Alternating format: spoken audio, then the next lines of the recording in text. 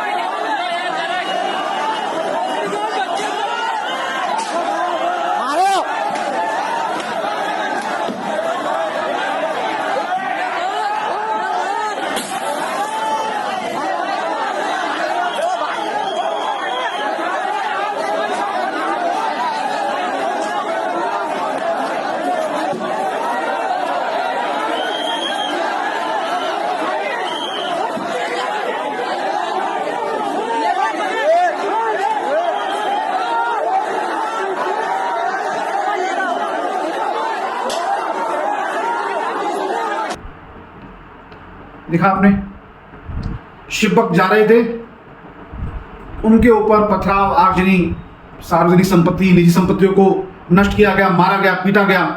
आखिर ये हो क्या रहा है भाई? ये आगजनी, पत्थरबाजी, सार्वजनिक संपत्तियों को नुकसान है, निजी संपत्तियों को नुकसान चीन, सिंगापुर, जापान, कोरिया या अमेरिका में क्यों नहीं होता? मानवाधिकार या मानवाधिकार के बारे में बात करें तो मानवों के लिए, भीड़ के लिए कोई मानवाधिकार नहीं होता। इस तरीके की जिहाद करने वालों के लिए कोई मानवाधिकार नहीं है।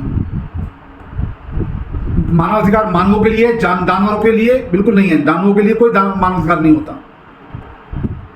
बच्चों, नाबालिगों को आगे करके आगजनी करवाना, सार्वजनिक संपत्ति नष्ट करना, पत्थरबाजी करना, लोगों को मारना, और इस आगजनी और पत्थरबाजी में भी राजनीतिक दल अपना वोट बैंक देख रहे हैं।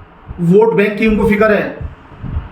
जो ये सार्वजनिक संपत्ति या निजी संपत्तियों को नुकसान हुआ है, इसका तो भरपाई हो जाएगी, हम तुम लोगों के टैक्स से हो जाएगी। ये क्यों हो रही है पत्थरबाजी, क्यों आगजनी हो रही है?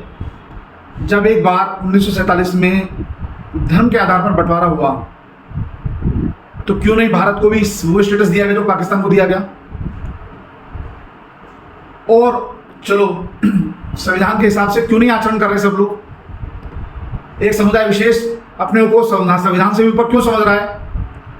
अभी कुछ लोग पकड़े जाएंगे तो सुप्रीम कोर्ट के अंदर बड़े बड़े वकीलों की फौज खड़ी हो जाएगी, तर्क कुतर्क वितर्क दिए जाएंगे, टीवी पे, न्यूज चैनल्स पे पत्रकार आएंगे, पत्रकार आ रहे हैं, पत्रकार, नेता, कलमकार, कथाकार, राजनीतिक विश्लेषज्ञ, समाज सेवी, वकील पक्ष में और विपक्ष में तू मैं नुरागुस्ती करेंगे, निंदा करेंगे, कुछ निंदा करेंगे, ट्विटर पे ट्रेंडिंग होगी, फेसबुक, व्हाट्सएप पे लिखा जाएगा। अरे भाई, इन सबसे कुछ हो रहा है क्या? इन सबसे कुछ नहीं होगा। जब तक कि भारत के अंदर 1950 से पहले के जितने भी अंग्रेजों के द्वारा बनाए गए कानून हैं, उन सबको खत्म नहीं किया जाएगा, निरस्त नहीं किया जाएगा। एक देश एक दंड संहिता, एक देश एक पाठ्यक्रम, कम से कम 12वीं कक्षा तक, एक देश एक एजुकेशन पॉलिसी, एक देश एक टैक्स, एक देश एक कर, एक देश यूनिफॉर्म सिविल कोड, एक देश election reform, judicial reform, police reform, और पूजा स्थल, एक देश एक पूजा स्थल कानून। जब तक ये नहीं बनेंगे तब तक ये चलता रहेगा। अरे करोड़ों डॉलरों की फंडिंग आती है भारत को शांत करने के लिए, FCRA के थ्रू। क्यों नहीं खत्म करती सरकार? क्यों नहीं कार्रवाई होती?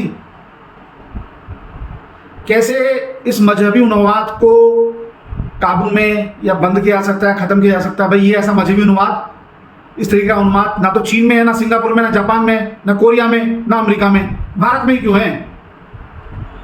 और जब तक विशेष दर्जा स्कूलों को खत्म नहीं किया जाएगा, ये उन्माद जारी रहेगा। क्योंकि जिस स्कूल में वसुदेव कुटुंबकम, विश्व भाईचारा, सदाचार, सद्भावना नहीं सिखाई जाएगी, जहाँ नर और नारी में नारायणी तो नारायणी नहीं सिखाया जाएगा, जहाँ नर और नारी में अंतर दिखाया जाएगा, हिंदू मुस्लिम, हिंदू पारसी, हिंदू सिख में या मुस्लिम सिख में अंतर बताया जाएगा, तब तक ये जिहाद यूं ही बरकरार रहेगी, ये उन्माद, मजहबी उन्माद ऐसे ही चलता रहेगा।